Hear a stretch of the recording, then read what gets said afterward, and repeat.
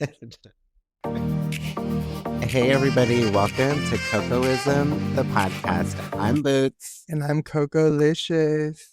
This week is so exciting. Our very special guest, Augusto Gordillo Lisboa, Gabrielle from Kiss of the Spider Woman, Molina's love interest, is here. It's juicy. We get into it.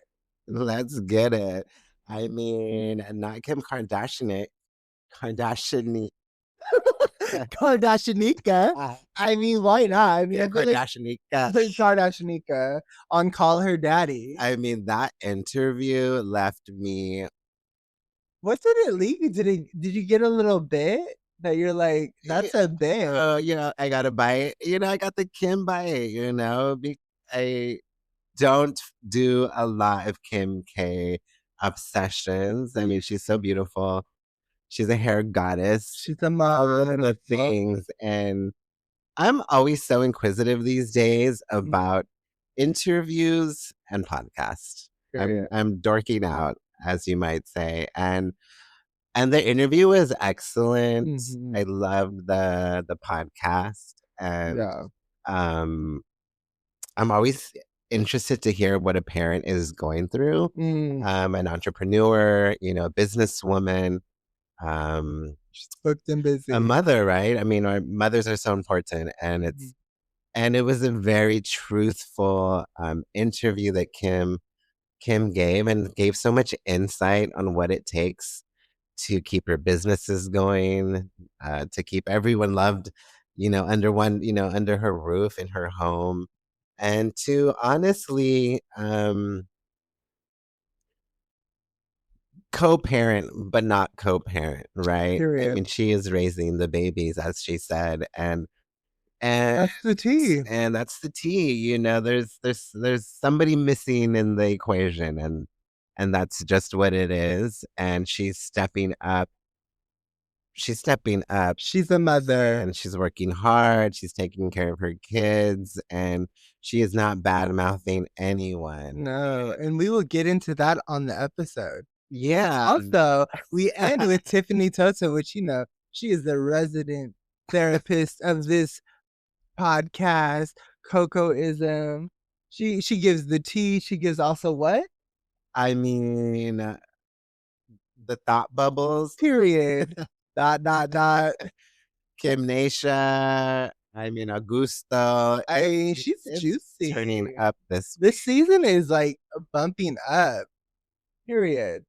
It's Cocoism, and that's tea. Period. I'm Boots. I'm Cocolicious. Thank you so much for being here. We'd love to welcome our very special guest, Augusto Gordillo Lisboa. Yes. Period. It's like Lisbon.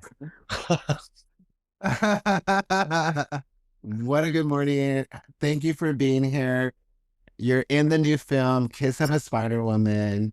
It's become one of our favorites of the year. And as I was thinking about it last night, it really made me fall in love with musicals again. Yeah. And it's so amazing to have you here. How are you? I'm great, and I thank you guys for this invitation, because for me it's like important to talk about the film and talk about life. So thank you so And much.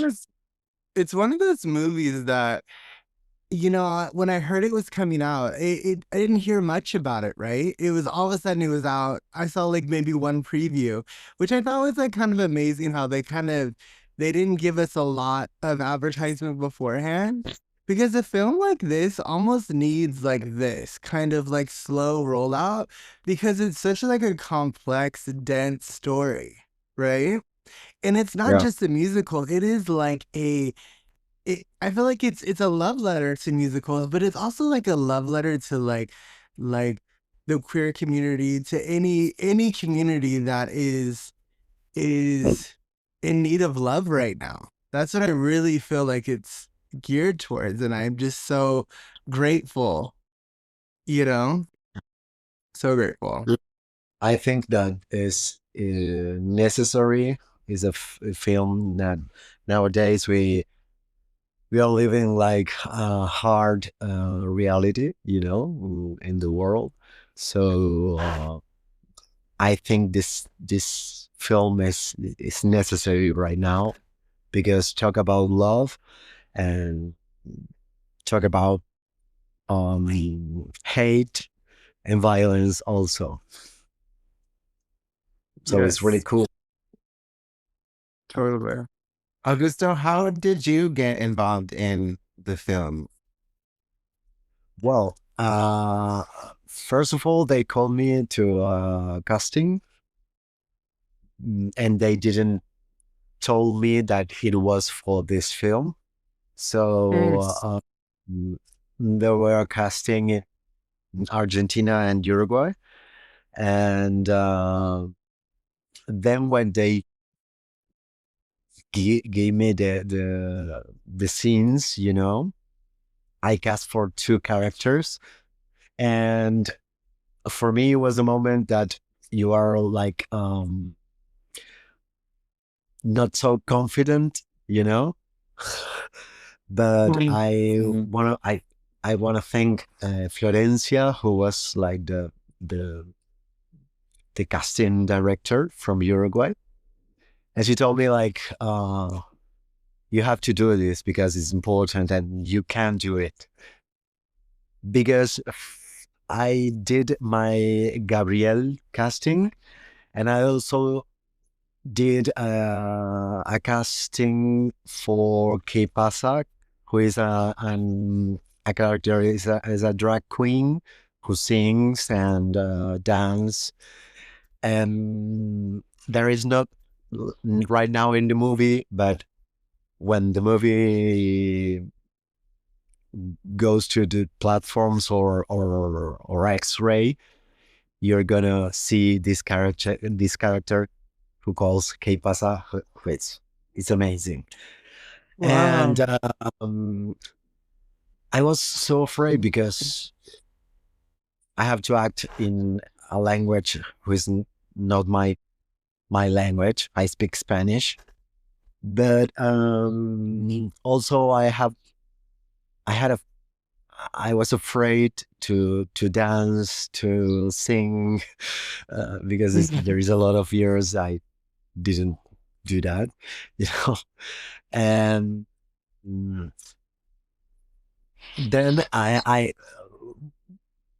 did those castings, and there was a little time between the first casting and the other call.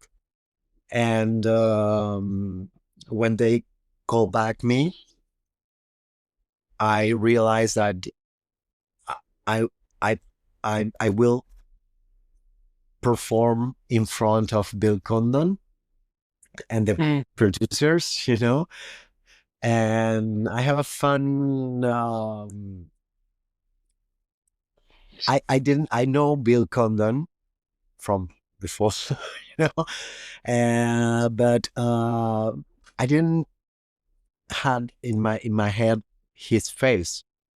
So when I did my last callback, Bill was sitting in front of the monitor, and Greg, that is one of the producers, was sitting next to the camera. So I thought that the producer was Bill and Bill was the producer. So when I finished my callback, I was outside the casting studio, and Bill was next to me, and he said to me like, "Wow, you really did a great a great casting." And I don't know, because I don't know if the director liked it, because I had a little problem with two stupid words in English, but for me it was hard, and I was nervous. And he told me, but I'm the director. And I was like, oh, you are Bill Condon? And in that moment, I thought like he's gonna hate me because I don't know who is him. Yeah. But he thought he was sweet, you know. And Mm. then they called me and I got the part, and it was really cool. Then when I know Bill and we started to work together, he told me, "Oh, I love you to don't know me because it was so sweet from you. It was so Mhm. innocent, like a child, you know." And I love that. yeah, we had. Wow. I thought two options: he hates me or he loves me, and he And loves I me. think it was a moment of like, you were being vulnerable. And I think that a lot of times like that is like the key. People want to see that part of you. They want you to Yeah, be, you know, super transparent with how you feel. And that's probably like, those are those moments that really kind of can change everything, really, you yeah. know? I always said that. I always say that the casting is the worst moment of all actors. The auditions, we are so vulnerable. We want a part. We want to be in the film or series or whatever. And you're anxious. You feel like you see your other, yeah, your partners, other actors doing the audition, Yeah. and it's the worst moment, you know, and you are vulnerable. And I think this vulnerability helps me to get the part because I Mm. really was nervous. I really was like freaking out. I But love that you're sharing that. And I want to talk a little bit more about it. You play Gabrielle, like you said, and you're Molina's love interest, or you broke Molina's heart. And we hear about you, throughout the movie. And Molina's played by Tonatiuh. And it's such an incredible story until the point where we meet you. But I do want to go back for a second. When you mentioned like to even audition for this part, you were scared or nervous or maybe not so confident. What does it take to get through an audition, and where does all the power within that come from? Where do you what is that how does that transform? well, I think for me, like when I step into a stage or when I do auditions, a second before, I think Mm. I'm gonna die. I think I'm gonna pass away, you know. But then, all the work I did before, like feeling the character and investigate the character and get into the story. I mean, you forgot all the world, the cameras, the people, and there is magic because you really transform all those feelings into energy. Mm. And I just let me go through the wave of Gabriel, and It's beautiful. i- yeah, it's beautiful because in that moment you are thinking in your words, in your eyes, your posture, but then in some moment you forgot everything and you are just like feeling the character, and it's the character who talks and moves, and Mm. that's the most beautiful thing in this craft. Yeah. That scene. And I love how you talked about like, like being nervous, being vulnerable, because that scene, like when I saw it, it's like I've been there as Molina, right? And the way that you played that role and in that moment, it was so true to what that moment actually is like over and over again to so many people, you know? It's like there's Yeah. this connection without touching, there's this like bond without even seeing it happen because it's there, but it can't be. It's not allowed to be. Yeah. But it's like you feel it in that moment it was felt and it was yeah. There's a lot of emotion, but not a lot is said. Ah, And like Yeah. you said, Coco, it's like you can relate to that feeling of Molina or what yeah. he was going through, and almost villainizing, Gabrielle, you for not giving him or validating who he was, in his crush, on you. And I can relate too. I feel like there's these like experiences that you have throughout life that take you into this your own love story, your own fantasy, Yeah. and wanting it to be real, and I guess at some point you really have to just face the reality. Yeah.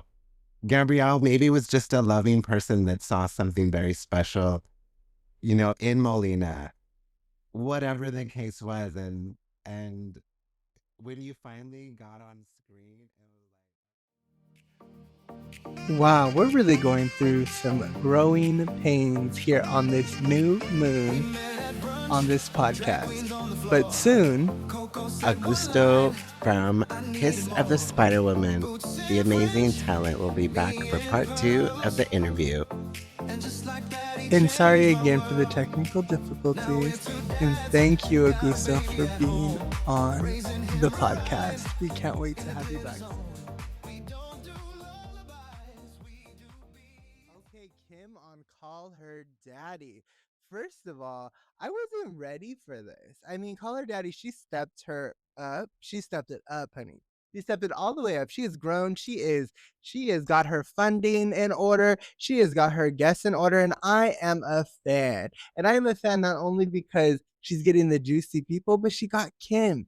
And if you haven't seen this week of Kim, Kim was on Call Her Daddy. She had a show come out. She slayed the Academy, what is it? Academy Museum Gala. Gala. I mean, the outfits. She gave us Simple Kim on Call Her Daddy, and then she slayed the carpets. Caparelli, like she just really came to slay it down. But back to Call Her Daddy. What was your opinion on that podcast? 10 out of 10. That's what I'm saying. It's very cute. It's a very cute podcast. She's cute. Cute. That I kept laughing through the interview, Yeah. and there were some moments where I got a little emotional. There was when I hear a parent struggle, whether they're saying it or not, it's emotional because it takes so much work to raise, for me, us, one child, our son, and I can't imagine having 4. And I know as loving as Kim is to her kids and where that all came from, her love for Kanye, that relationship, there's a bit of a broken heart there, and you can't hide it, right? And I think Kim herself, maybe that's why she's so deep in her work, like she's so busy. I love how she talks about like being a super organizer, and her schedule is tight. She may sleep, in a car, on a break or whatever, but she's acting, she's getting her law degree. She has her multiple companies, she's launching Skims with Nike. And she's raising her kids, and her their dad is a creative, icon, right? And all of that. But it was so open, so honest, and the giggles came from the game of Kim. You either answer the question or you do like You call you somebody. call somebody or text somebody, Yeah. and so she kept texting her sisters and her mom, and it was like It was they amazing. were about to release some photo on TMZ, like I'm dying, like who's gonna call back or who's gonna text, and it was so cute. So it made it fun, and I'm into it. Kim K, I adore you. Yeah. Like, stay strong. You're a super mom, super woman, and I'm fascinated. And it really inspired me. A lot lately is inspiring me. In the way of like Cardi B. This work ethic. And there's no time to slow down. It doesn't matter how old you are, how busy you are, what's under the roof, but it's impressive. It's impressive. And the Cardi B is coming through, the Kim K is coming through, And the mother is coming through. The mother is really all of what you're saying. It's the mother is coming through. And these women and their superpower is being a mom, is being a force in their own sphere, baby. Because all these women, they are their own sphere, their own space, and they deserve all their cookies. Right? You better bake them cookies. That's what I'm saying. When she was vulnerable and talked about her children and her relationship, and I thought that was beautiful because that is what we needed to see from Kim. I think that nothing you have to give, but I think that it makes people see you for who you are in a different way. Because people have this idea of these personalities, these stars as one thing, but at the end of the day, they're human, they're hardworking, they're parents, they're just people, and they're artists creating their art. Kim creates her art the way she does it, and girl, take the flowers because you deserve it. And the work ethic, honey, it made me want to turn up. Alex Cooper, call her daddy. I mean, cheers to that. Cheers. I'm so inspired by podcasts these days because it puts us in that place of being inspired here behind the camera for you guys. And as our audience grows and as we strive for the stars and we're anxious and just working hard, just to connect and relate and also entertain and work on our craft here. So, to all the creators, it's like so special and there's room for everyone and everyone has their own take on it. And I think the podcast is like such a niche right now of just doing something special, making your world, a safe place for your audience. So and let's get it. I totally agree with that. And it's the community that each podcast grows.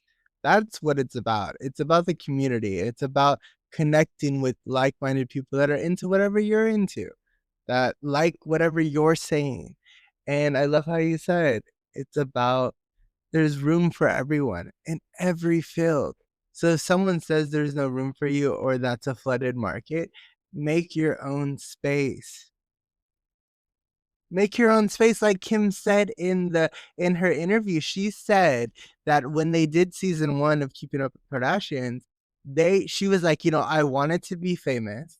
I did the one season because I thought that would be a catalyst into something else. This would just be a one-time thing. And look what it turned into for her. So with that said, anything is possible. Just prepare for whatever it is that you want. Be prepared for the opportunity, right? Yes. And on that note, let's go right into the resident. The resident. What is she? Therapist, baby, of Cocoism, the podcast. Let's get it, Tiffany. All are Tiffany, stop, bubbles. all are welcome. Tiffany Totah, thank you for always gracing us with your beautiful aura, your wise words, your amazing conversations, and it's a treat, I know, for all of us. So. 1, 2, 3. Hey, Tiffany. Hey, Tiffany. It's in our love that we can overcome that. Not in the fear of being afraid that they're going to do something. They can't. Love always conquers fear. So, Boots, I'm really excited to watch the Netflix. Thank you for sharing that with me because you have a young man joining the military, wanting to, I don't know what the reasons were, but, wanting to serve his country. And yet everything he had gone through, all the pain. And for what? At the end of the day, were they not all serving their country? Right. If you have a family member are they not still your sister or your brother or your cousin or your aunt or your uncle? And yet we lose sight of them because of fear. We fear what we don't know. That's the crazy part, right? It's like, I totally feel that.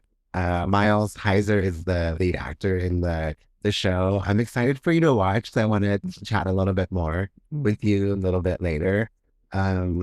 But it's so true. It's like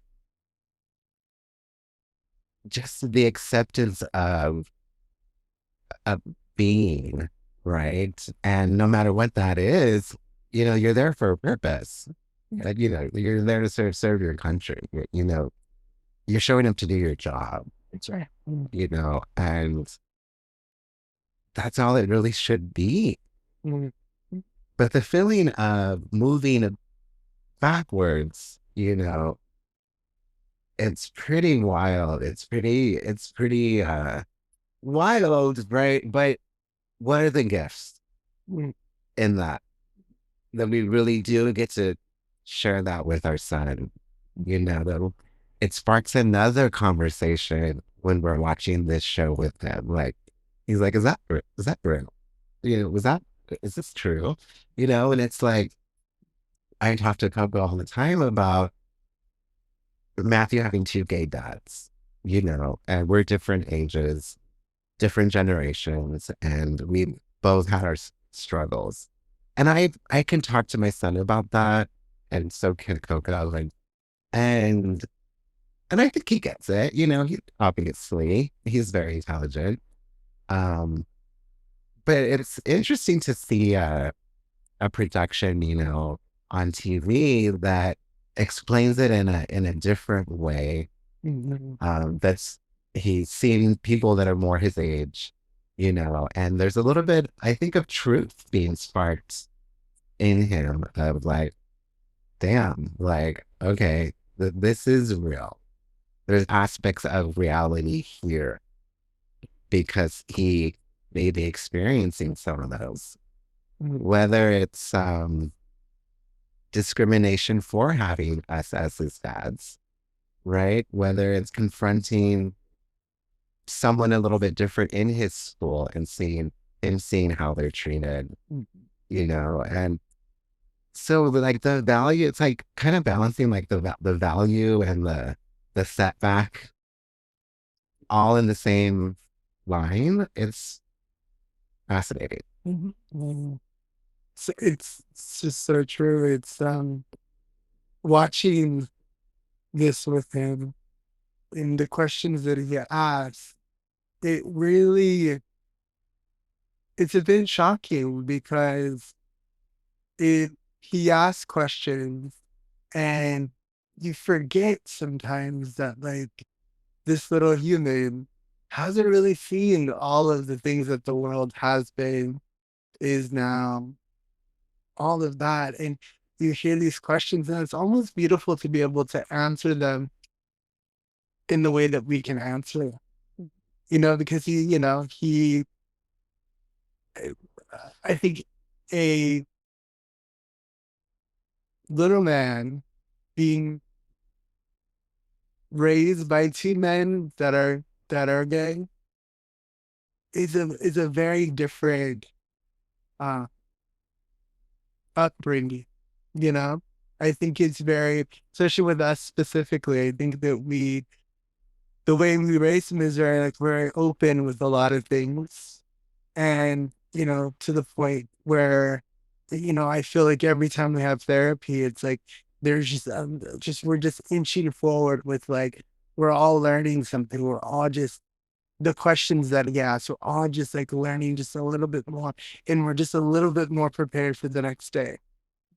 And I think that it's, like our therapist says, I may have said this to you before, but she was like, you have to remember, like, now our family is only 7 years old.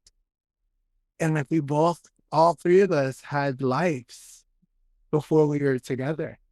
And to really go through all of our lives together and to like help each other to like show up differently for ourselves every day, and through questions and tears and emotion and growth is just like, it makes me happy. And to bring it back to the show, our boots, I was so happy when he wanted to watch it, because there are some visual parts that are very like, I don't know, like there's lots of like kind of like sexual-ish vibes happening, where obviously he's one of those kids, like, he doesn't want to watch those parts, but the fact that he wants to like watch this story that's about like queer men in this very hetero space is really like, it makes me really happy, because it's whatever he's going to be in his life, for him to, it just is like this little like show of like support and like love to like want to see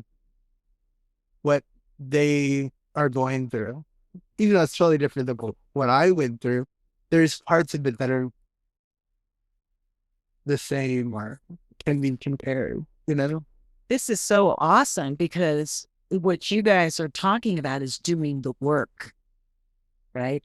You're showing Matthew, he's curious. So if curious, you're watching this show together as a family, you're going to therapy, and this is what doing the work is staying present and listening. What you're sharing about Matthew is perhaps through the Netflix show, him seeking more understanding about,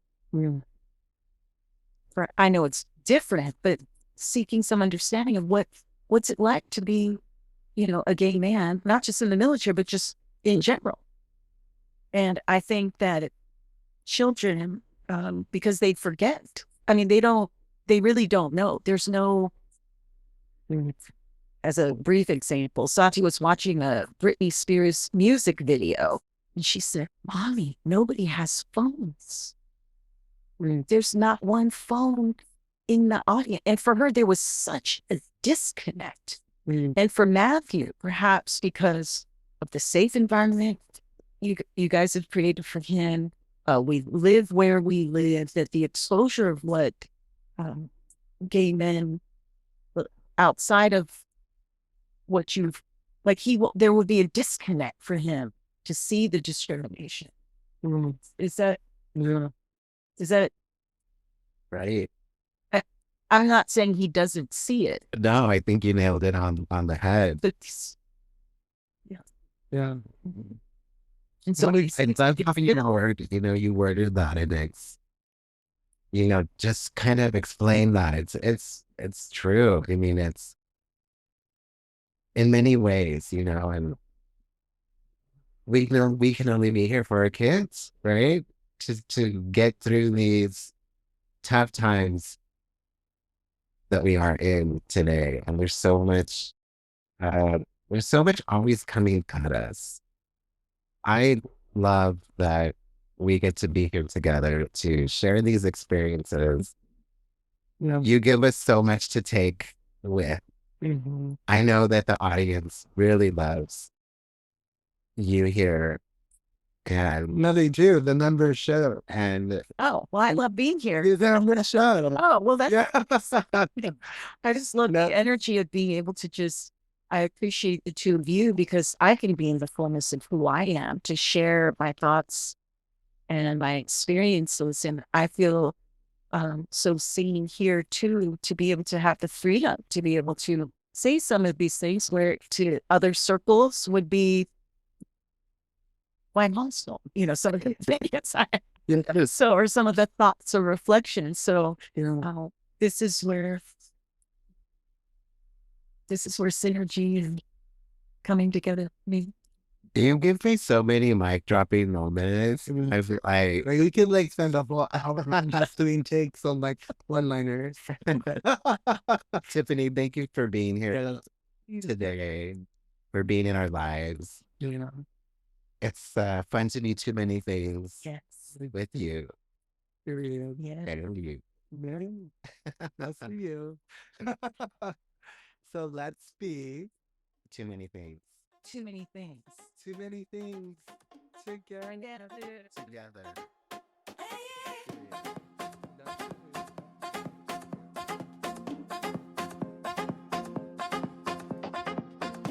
We made a drag brunch, queens in full bloom. Mama Coco sipping tea from across the room. He's so fine. She leaned in like that's your man, no doubt. Then flipped a fan and walked right out. Johnny Boots had a look, had a vibe, had style. Sharp tongue, soft smile. Gave Coco denial, but give it a beat and they locked right in. One big sip and the show begins. Cocoisms, ooh, that's the tea. Boots and cocoa, wild and free. One talks riddles, one walks fierce. Together they slay through every sphere. Cocoisms, say it loud. From brunch to mics, now they're proud. Pour that's heat, fashion wit. Every cocoism a perfect fit.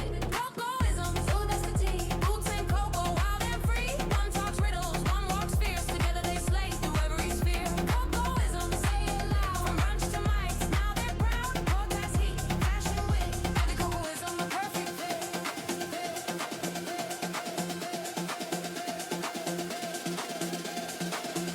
Every cocoism a perfect fit.